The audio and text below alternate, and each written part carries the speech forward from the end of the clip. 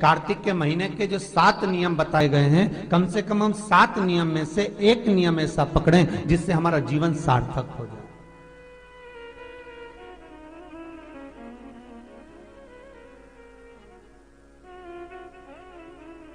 आप भले 7 नियम नहीं कर रहे कार्तिक के, भले एक नियम करो, पर वो नियम हमारा पूर्ण चलना चाहिए, उसकी नियम की पूर्णता पूर्ण होना चाहिए।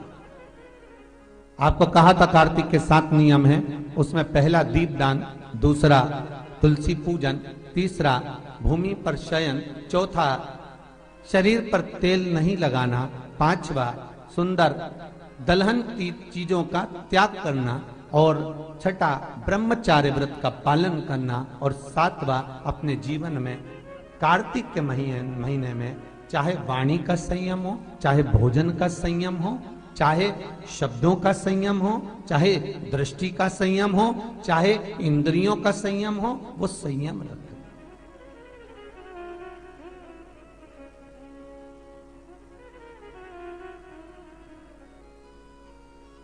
वो संयम धारण करना।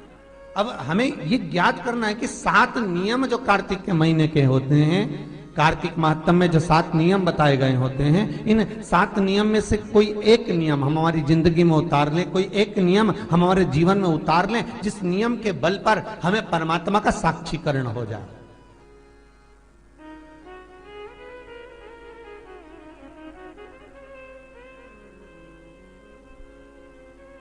कोई एक नियम। अगर आप दीप दान कर रहे हो कार्तिक के महीने में, प्रतिदिन आपने 1 महीना तक दीप दान करा महाराज, तो ये भी आपका एक नियम है। 1 महीने तक आपने जो तुलसी में जल चढ़ाया, ये भी आपका नियम है।